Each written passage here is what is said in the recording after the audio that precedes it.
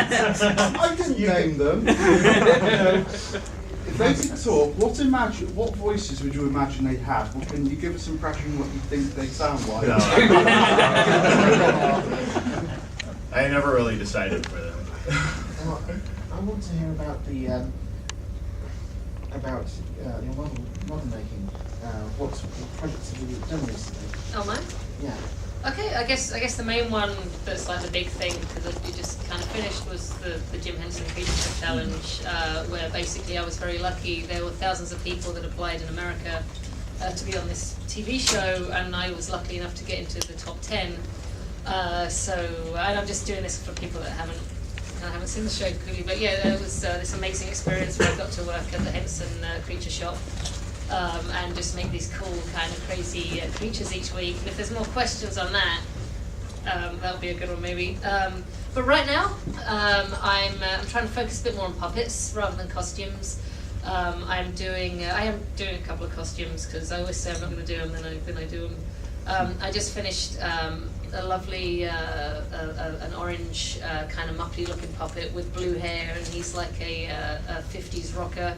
He's also a superhero and prevents bullying. I didn't design him, but I just made the puppet. So he's just gone out. I did a policeman for a Canadian TV show, and yeah, that's kind of what I'm working on right now. For both of you, how did you get started in puppetry and comics? You want me to go first? Okay.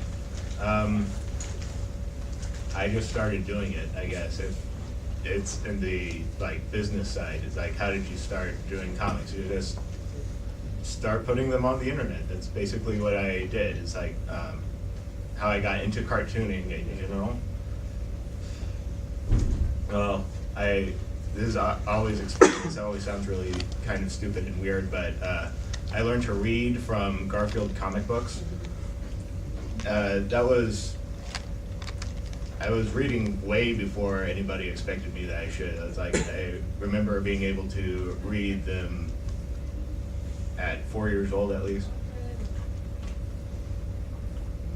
So ever since then, it's basically I had a fascination with comics. It's like I understood the vocabulary intuitively. I'm doing a panel on cartooning later today. I'll be talking about vocabulary of comics and things like that.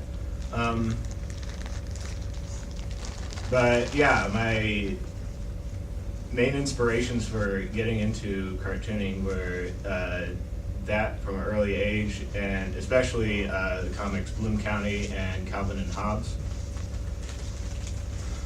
And when I was very young, I drew my own comic strips just for fun. That was with my characters that were ripped directly off of Garfield.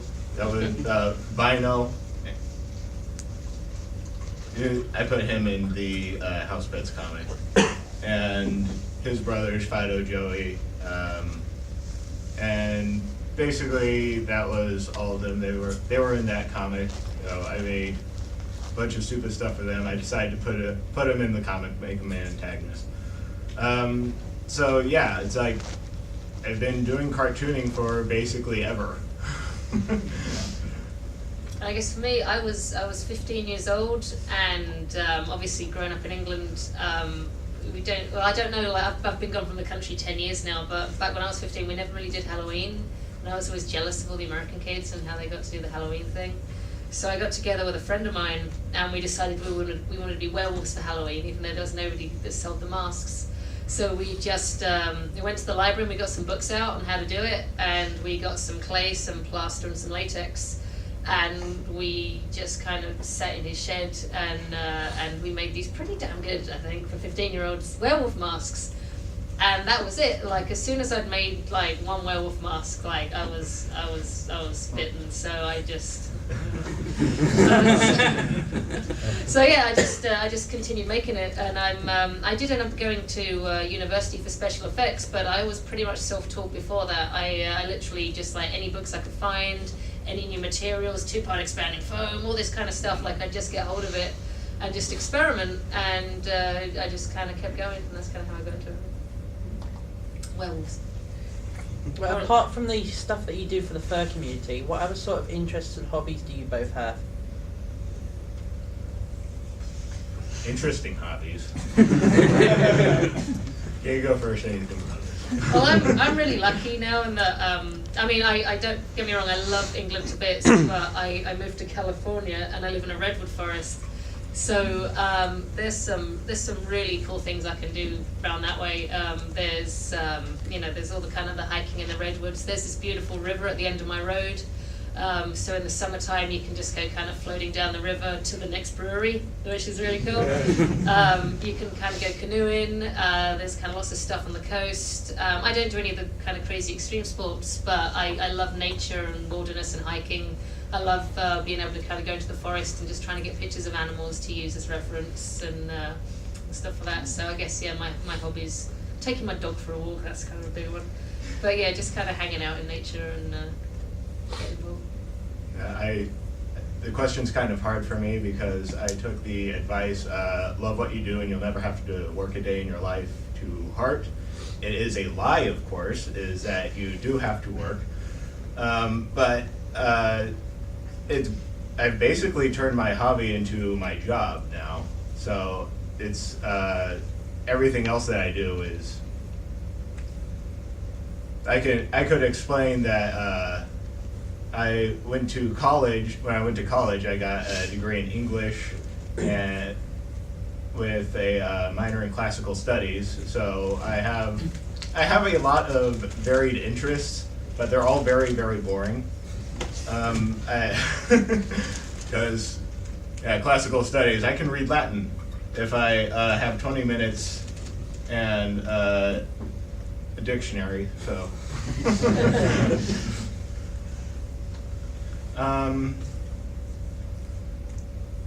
Besides that, I have a dog. Dog's a kid. Yes. He's a white collie named Apollo. I occasionally play video games. I've always been a Nintendo fanboy. But other than that, basically what I do is what I do for fun, so. Favorite video game character? Character. Yeah. Okay, if we're not talking about generic species, because generic species, that would be, my persona is based off of Pokemon Ferret. Yeah.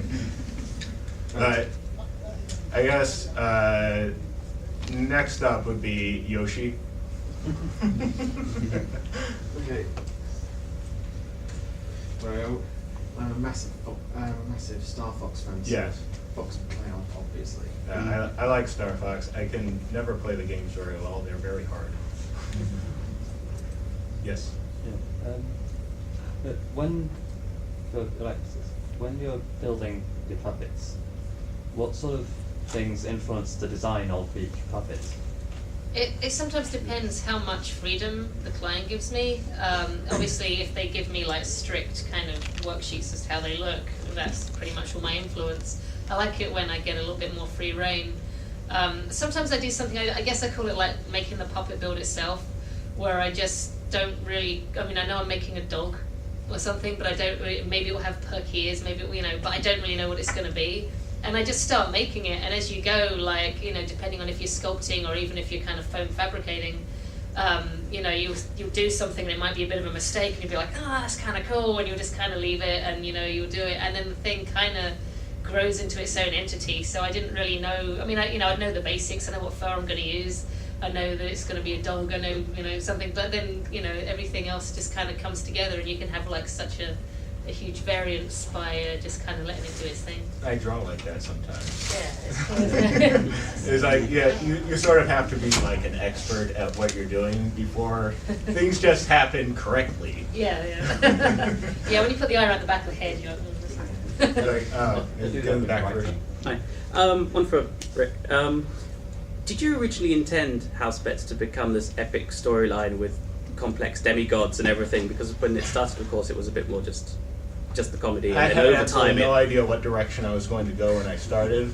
I just had a sort of, I had a sort of vision for it. It was like, oh, I'm going to take, like, I need to teach myself how to write stories better. And that is sort of the hard thing because I'm a perfectionist and I need to allow myself room to fail a lot. So eventually I just started throwing whatever I wanted into the comic, and eventually the cosmic arc erupted out of that. The original inspiration for the cosmic arc, actually, that didn't actually come about until I actually had Dragon appear in the comic strip. Because before that there was Taro. It's like, oh, I would just do this thing, Taro. And then Pete turns out to be evil, changes Joel into a corgi. It's like, oh, eventually I'll figure out some way to do this. And then I got to that comic strip where, oh, everything is just a giant cosmic Dungeons and Dragons game. And I thought that was kind of funny because I've actually read a couple of webcomics where this exact sort of thing happens. Is that, oh, we have the gods and they're playing a game of heavenly chess. And it'd be like, that's actually kind of stupid, usually because it completely derails absolutely everything. The one that I was thinking in particular was this comic strip this webcomic that I read called GPF, General Protection Fault. And at one of the story arcs, it just like took a hard left turn. It's just once these Q-like super beings just appeared, then the comic strip got really, really dull and depressing. I think it was meant to turn into some kind of exciting action, but it was just such a complete departure from everything else that had happened into this. Office politics, basically. Yes. And a romance story. Yeah, it was that. It was an okay romance story. But it's like, I thought, well, maybe I can do that, but I can do it correctly. And I've done it sort of correctly. I've made a lot of mistakes, but mistakes are good. You can learn from them. Oh yeah.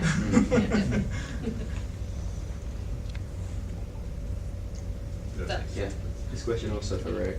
Yes. The character of Karashad in the comics, I don't know if I'm pronouncing that right, but I know he's inspired by a real person. Yes. How did you come to meet him, and is it actually based on his personality? Is he actually He is that completely mischievous? based on his personality because he is such a cut up. So it's like he loves being silly, tormenting people, making puns. That's what he does to basically unwind. So he made the character Carrie Shad to basically filter all of that through, and the character in the comic strip is based on him. I first met him, what is that? I cannot remember. I think that was 2004 when he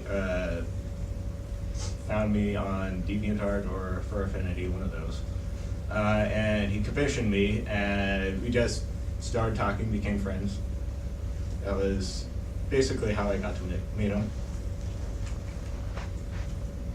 So I don't think I have anything else to add to that. Back. Yeah, the work you've done, this question for Lex, the Creature Workshop stuff, I was particularly fond of the Skeksis. Yeah. I've seen one being constructed up close before and speaking to another builder on it, and it's really quite fascinating. It's a good crossover between puppetry and costume. What was the most challenging part of that specific project, and was it also the most satisfying part? Yeah, it's kind of a weird one because obviously the Skeksis was a team of 3 of us, so we all got to do various parts on it. We had Jake sculpted the head, we had Ben do a lot of the animatronics, and I was doing a lot of the body stuff. I guess because I hadn't done too much foam fabrication at that point, actually making like the shell of the body and making something lightweight enough all the other people, the other teams, they got these big guys who were like their puppeteers, and we got this lady about my size. And you know, you're trying to make this giant Skeksis costume and drape all the fabric like they had, and you're holding this big head out, and you've got to put mechs in it, and so it's kind of already quite heavy. And we had to, I guess that one of the most challenging things was constructing something light enough that it was performable for her. And I think that's one of the reasons we incorporated like the walking stuff. We wanted like this old man Skeksis kind of into the design, because it actually gave us something to kind of like tripod and ground herself a little bit more with the thing. One of the other things, just quick, that was my absolute favourite part of making the Skeksis, was that I was able to be the builder that got to perform it inside with her. So, you know, if nothing else, I've been a Skeksis and I've kind of like wiggled a stick at the Dark Crystal. So that was really, so that was like the most fulfilling thing for me. Out of all the challenges, it was like, oh, it's a Skeksis. I think I have a question about that. Oh, yeah? Do you have, is there, at any point, do you have to like wrestle with the materials that you have in order to make them behave? Oh, definitely, yeah. You know, like they expected us to know everything on the show. So, you know, they'd just be like, and now do mechs. And if I've never done mechs, I don't know what I'm doing. You know, and you just have to kind of go with it. And they'd give us the wrong equipment. So, I'm probably not even supposed to say this, but so basically, like the Jim Henson Creature Shop is amazing and they know exactly what they're doing. But the people that stocked the shop were like more on the production side of things. Mm-hmm. So they're expecting us to like make stuff in like just like a couple of days, and you know, stuff that's really useful at that point is stuff like maybe hot glue and gaff tape and you know, all the just the quick and dirty nasty ways, cable ties, anything of just putting this stuff together. It just has to look pretty and hopefully survive about 10 minutes. And that's it. So these things are falling apart. We're just like, quick, make it, because we had no time to do it properly. And like, you know, they'd give us like high temp glue guns and low temp glue sticks, or vice versa, and they wouldn't quite get the idea. They didn't give us any gaff tape. We had no elastic, and you know, so we're already kind of struggling, and we didn't even have the materials that we were supposed to have for like half the challenges. So it was like extra challenging. And then you'd ask them, oh yeah, we'll be right back. And like 5 hours later, considering you've got like maybe 15 hours left to build this thing, oh, we bought it for you. So yeah, it was. Yeah, I lost 10 pounds on that show.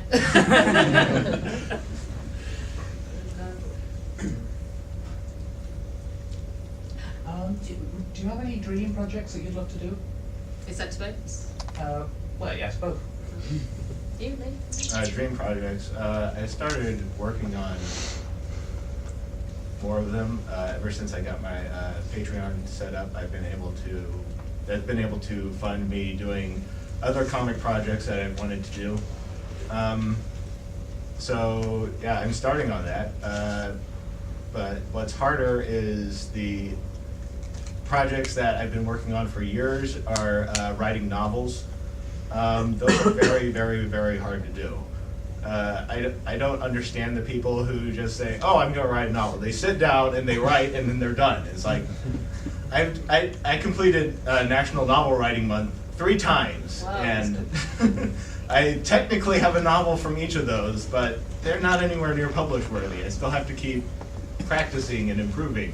It's like, I can't just be satisfied with this until I'm like able to give it the presentation that I can give my comics. So those I'm still working on. Those still take a while. It's like I have like 10 different settings, so I always have a lot of stuff I need to do. Always more projects to do. Yeah, I think with me, TV show with puppets, that's what I want to do, like have a lot of creative control over it. I obviously you've all seen Mongrels, I'm assuming, and that was absolutely awesome. You know, puppets have kind of been disappearing, and then like, you know, these guys kind of brought it back. I'm friends with 2 of the guys that have the shop that builds the puppets, and I was just, you know, really amazed that, you know, that actually got through.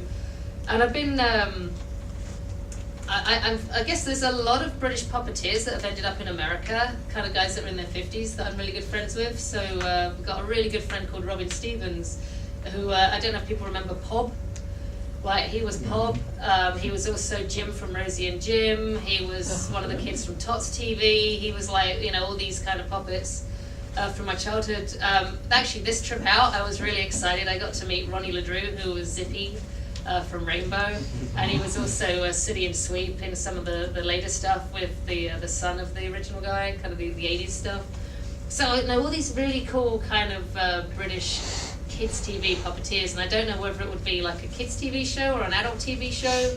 I just know that I really want to get in and have a lot of creative control over some kind of TV show with puppets. That's my dream. Thank you. This is a complete aside, it's just, I've always thought if I had adapted House Pets into like a cartoon show, then I would want interstitials that were like puppets that were sort of like a twisted version of the public television sort of thing. Yeah, definitely. Yeah, comic books really lend themselves to publishing. I always wonder why that sort of fell out of favor, because everybody loves the Muppets and Sesame Street. A lot of people, I think one of the main problems with puppetry nowadays is people don't quite get it. Like, there's a lot of shows that will put a puppet on and just wave it around, and they're like, it's a puppet, everyone's gonna love it. And like, what they don't get is that Jim Henson like gave them all personalities. He wasn't writing a show for puppets, he was writing a show for people, really, like characters. Mm-hmm. And the fact that these characters had so much life, that's why everybody loves the Muppets so much. And there are people that do that, but it's hard for them to kind of get out there. It's so easy for somebody to just put something out by the dinosaur that's rubbish, and it's all the people who are in charge of the creative stuff, the executive level creative stuff, don't is understand. They understand that, oh, this is popular, so we need to write for this thing, but it's not the thing itself. Like when they make cartoons with, you need to hit these bullet points. Yeah. And what's never on those bullet points is a compelling character, because they sort of assume that the writer will do that, or enough approximation of that in order to bring the money in. But that's actually always the most important thing, especially if you want,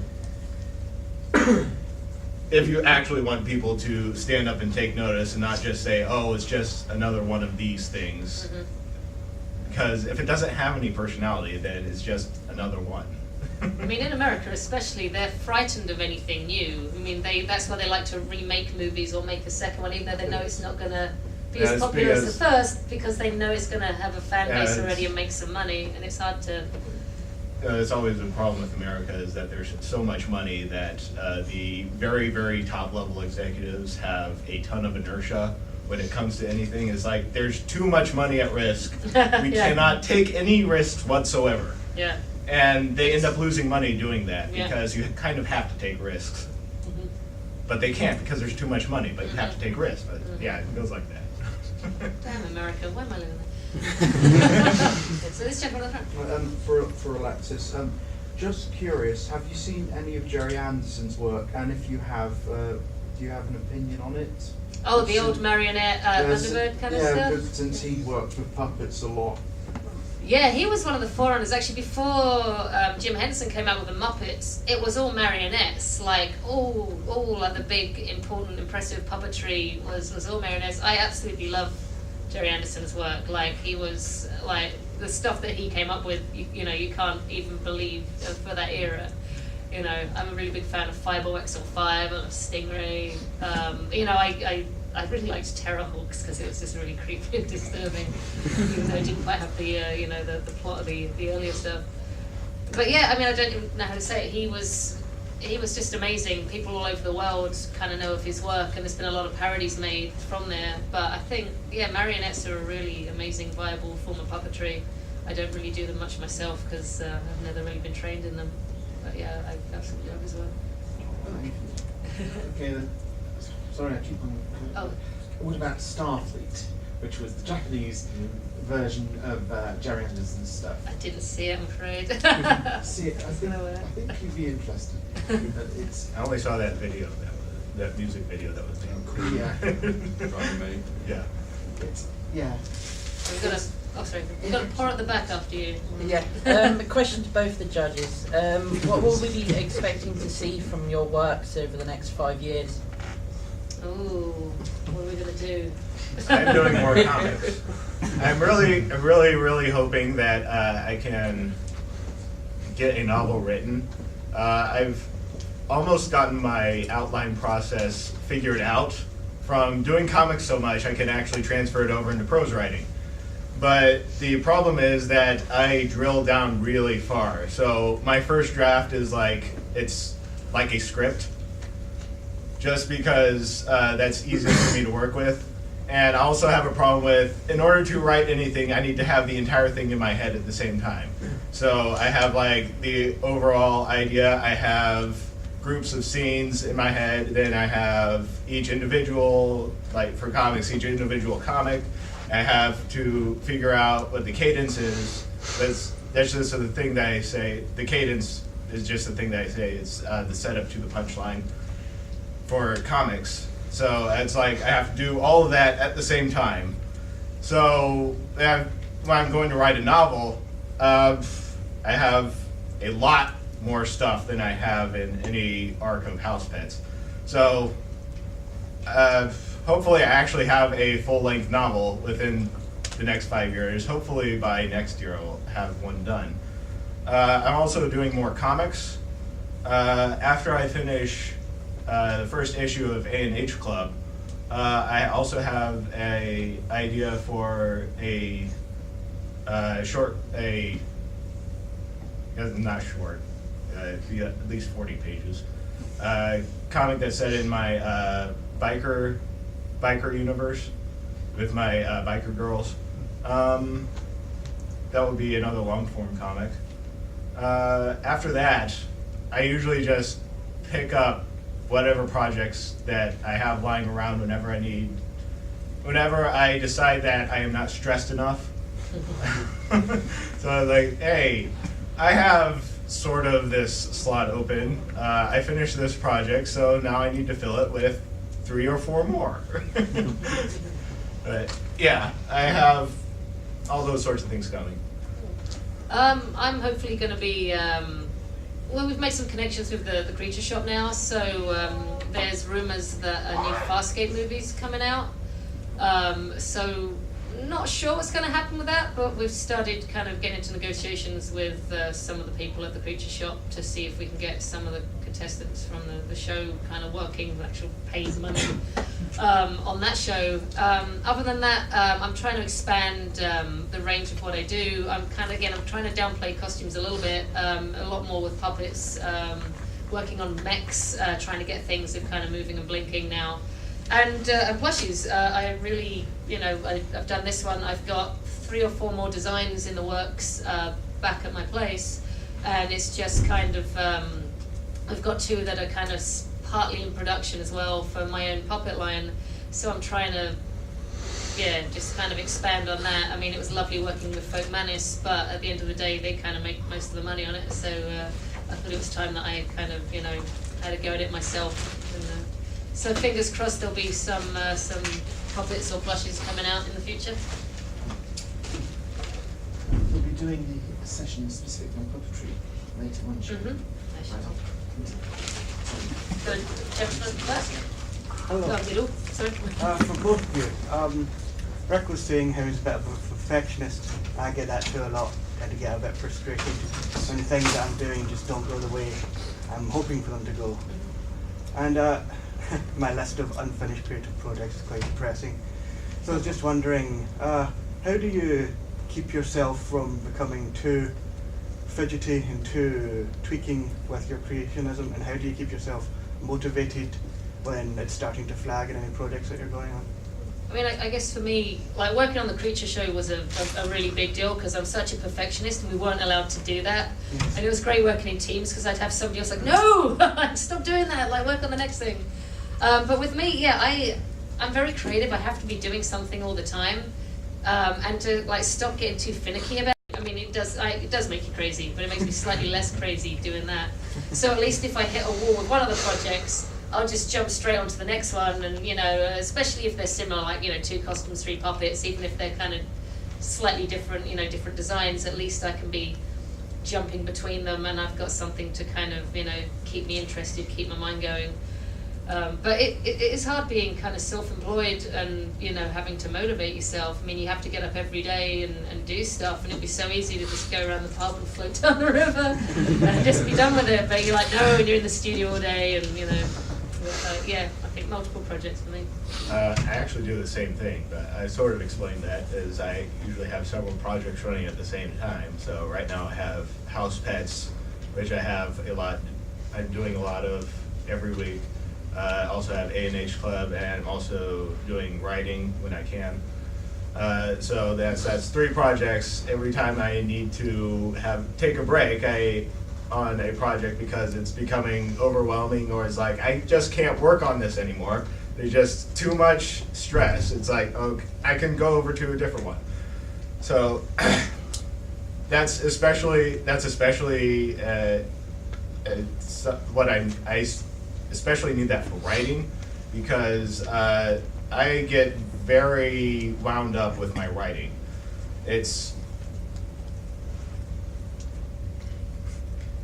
difficult because there's just like so many potentials for dead ends when you have to start building a story from the ground up. Because you need to lay out all the foundation work, you need to make sure everything connects together, you need to make sure all the characters have personality, you need to make sure that every scene is interesting, and there's a lot of potential to just be writing all this and says, I cannot figure out how to continue with this, and just keep hammering at it, and eventually it gets so frustrating you can't stand to look at any of it anymore.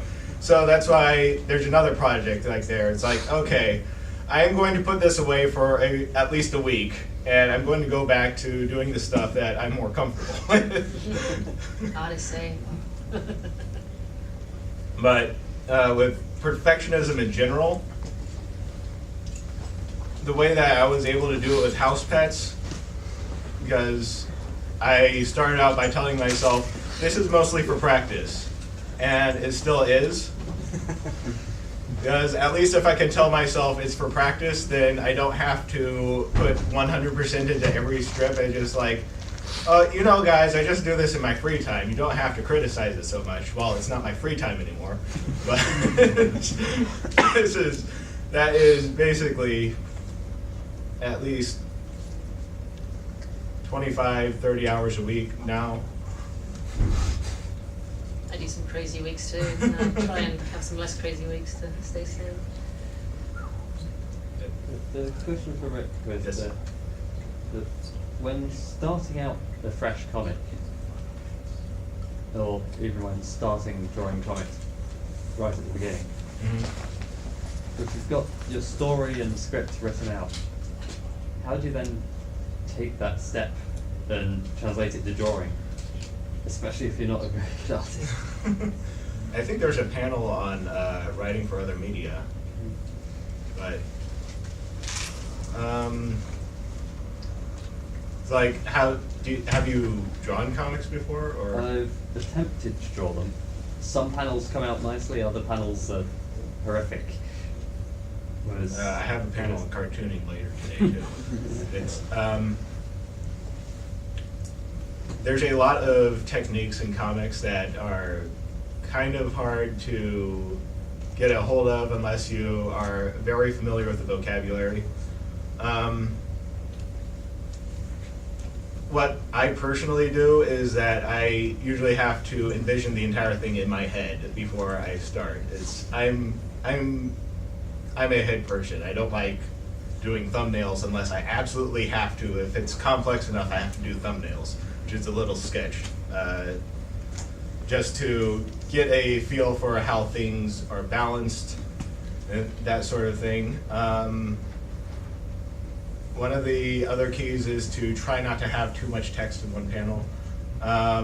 There's certain ways that you have to balance it, like characters that talk first usually have to be on the left. The characters who respond have to be on the right, so that you can have the balloons in reading order without them being all jumbled up. It's usually how it works. But there's just a lot of stuff. If you want to start learning how to make comics, there is a book by Scott McCloud called Making Comics. that is one of the best books about it because it is in comic format and it's very fun to read. Also, one of his previous books called Understanding Comics gives a overview of the art form. I'll be using both of those books in my panel on cartooning because he basically already has all the material right there. Yes. Do you ever worry about a joke? For instance, you ever think up something or write it and think, oh, I hope people find this funny. I hope they get it. All the time. Like I know one that is the obscure joke. It's like nobody's going to get this. This is way too obscure. Sometimes I usually allot myself a couple obscure jokes every so often because it'd be like, if they don't get it, fine. If they do get it, they'll laugh even more because the more obscure a joke is, the funnier it usually is. Because if it's obscure, then people probably haven't heard that joke before. So if it's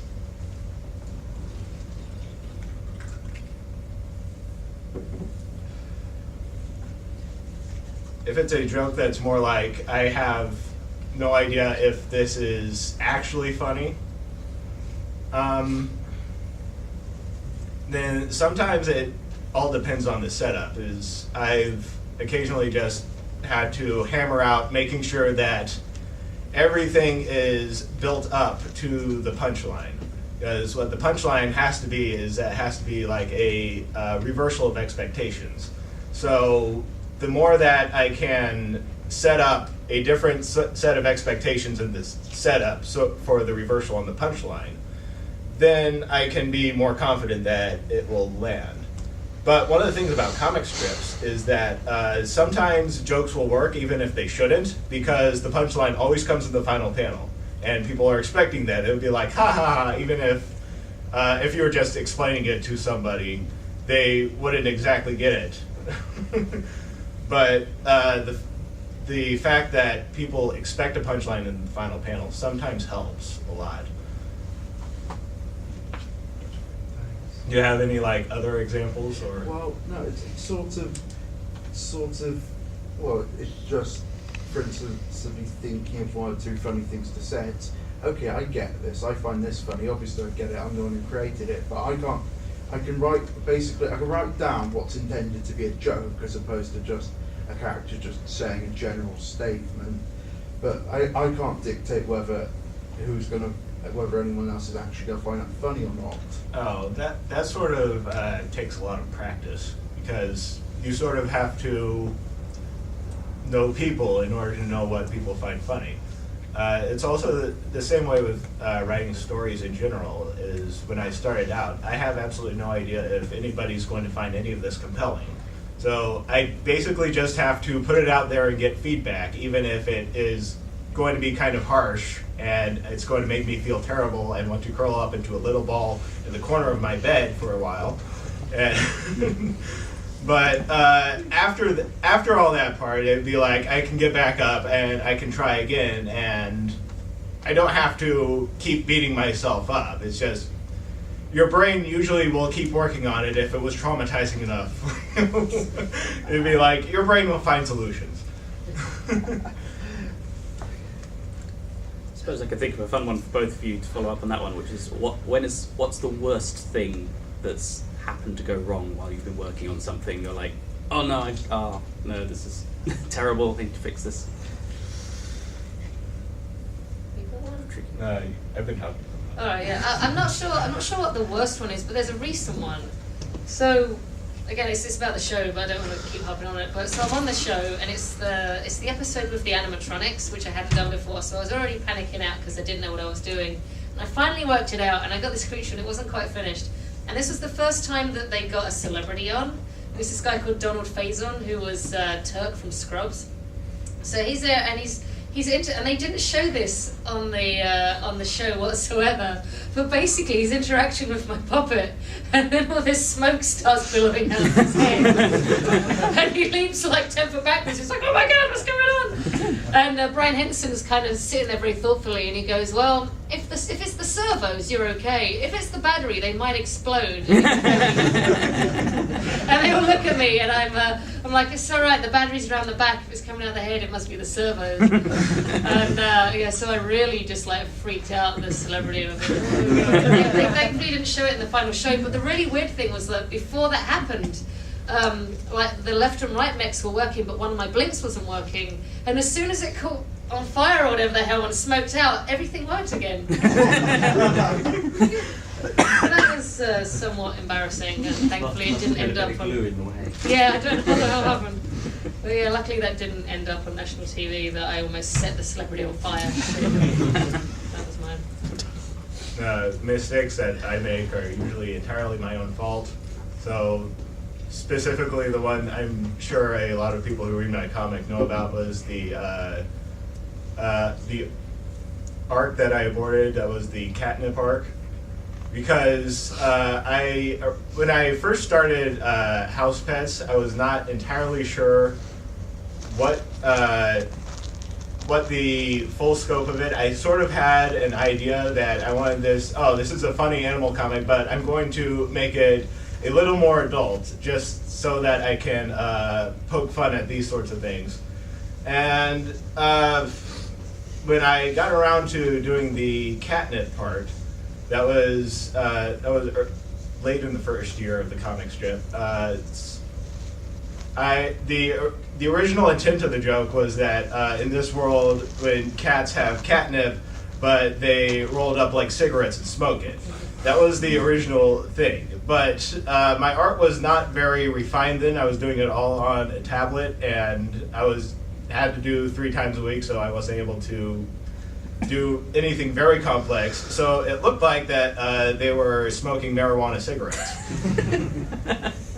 So since I had thought when I made that comic, it was like, they might think that this looks like marijuana. But I thought, oh no, it's fine, because this comic is probably pushing PG-13, and I published that one. And a lot of people did not like it very much, because then I realized, because I've lived sort of a semi-sheltered life, so I don't actually get a lot of public reaction to things. So it turns out that marijuana use in a comic is sort of like softcore sex in a comic to most people. So that sort of brought a lot of people out of it, and they were really upset and frustrated, and that made me upset and frustrated, because like I did not want this to be hard on people. I just wanted to be silly. So I decided to scrap that entire thing. It's like I had one of my many mental breakdowns from doing the comic. I think I took a week off after that. It was also because I was very sick at the time, so I was like, I am not going to do anything for another week. And when I came back, I decided to draw the Spot comic, which is the very stupid, silly, sketchy comic that Peanut draws inside the comic.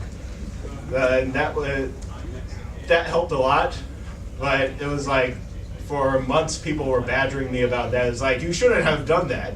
You're never going to live this down. And people have basically forgotten about it since then, especially since King was introduced that Christmas. It was like, oh, this is the best comic strip ever, and it's like nobody ever remembers that anymore. So. Just reminded them. Yeah, well, it's always been in my archives. It's like one of the things about the internet is that there's always people that are like, you should never ever delete this because that is changing things. It's like that's sort of the programmer mentality, is that you're never allowed to delete anything, and if you do, you're somehow being dishonest. It's like, I'm not trying to say I never did this. I'm saying that it was a mistake that I did it in the first place. So I just leave it. It's still up on the site I think it's under the bonuses section. It's like just that strip that I pulled. It's like, it's not canon anymore. Whatever. Last couple of questions. Question to both the judge panel. Sorry. Not Dragon's Den. No. I have to apologise. I had something in my throat. What would your dream jobs be? I'm pretty pretty close, I guess. I'd just like to be doing this, but making more money, so I'm not scrabbling for jobs quite as much. So, for example, would you like to still be doing your puppets, but working for like a big company like Jim Henderson or? I'd like to do a bit more contract work for some of those companies, but what I really want to do is kind of get my own name out there more. You know, I want it to be like, you know, Lex Rudd in the same kind of way. People go, Jim Henson. That's probably never going to happen.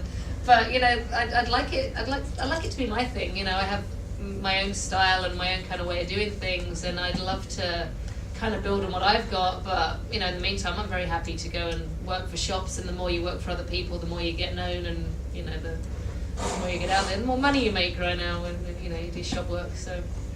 Right. I do a lot of comics, but my main thing is that I like to tell stories, and when I translate the stories into comics, it takes a very long time to do that because you have to draw them all. So ideally, in the future when I am fabulously rich and famous, then I will actually have a studio in which I can hire people in order to create productions out of the zillions of franchises that I basically have. I want some millions too.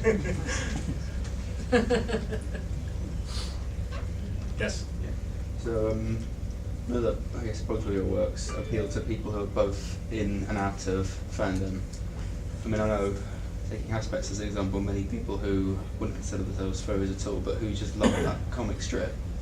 Does that make it easier or harder when, I guess, working on new things and also continuing on comic stuff to appeal to everyone? I mean, or is it? Well, Yeah.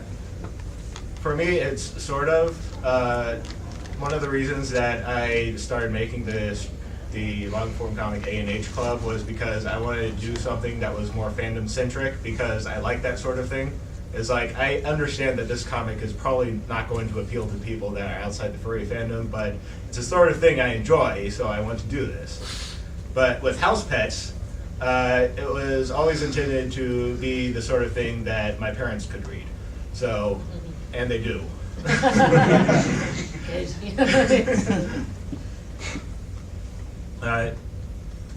In a way, having a broader appeal makes it easier because there's more people to give you money.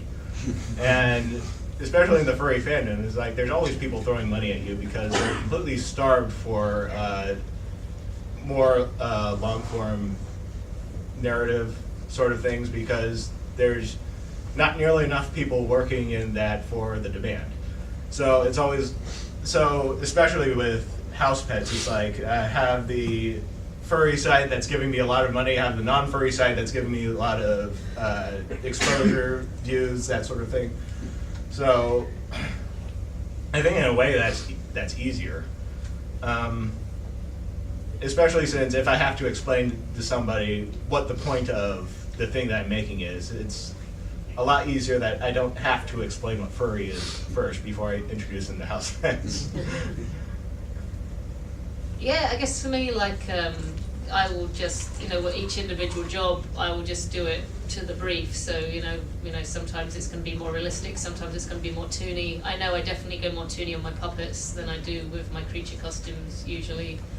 But it can be really hard, and I mean, I really hate to say this, working like in the effects industry, furry is a really bad word, and I wish it wasn't, and I totally don't agree with it. But you can, you know, depending on like how you put yourself out there, you can lose gigs. So I absolutely love furry, and I think, you know, it's an amazing fandom where people kind of, it's more about, you know, people really being into like each other, you know, like bringing each other up, and you know, you're not just some weird celebrity out there, you know, it's everybody kind of getting in on it. But I have to be a little bit careful on my website and things, how I present myself, just because I do this for a living, I do have a mortgage, and I just have to, you know, play to everybody on kind of this bit of a level playing ground. Yeah, I think the reason that I don't have quite as many problems is because I don't necessarily do contract work. I do everything basically for fans, and I don't have to, at least at the moment, I don't have to appeal to any executive sensibilities or avoid any buzzwords. Yeah. So it's a shame, and hopefully, you know, the furry PR will be on that. So.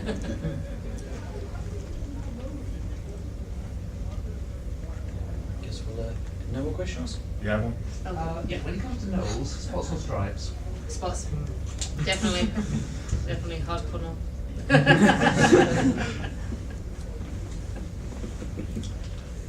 Well, what a time of that. Well, thank you very much for all coming along. Thank you very much, everybody.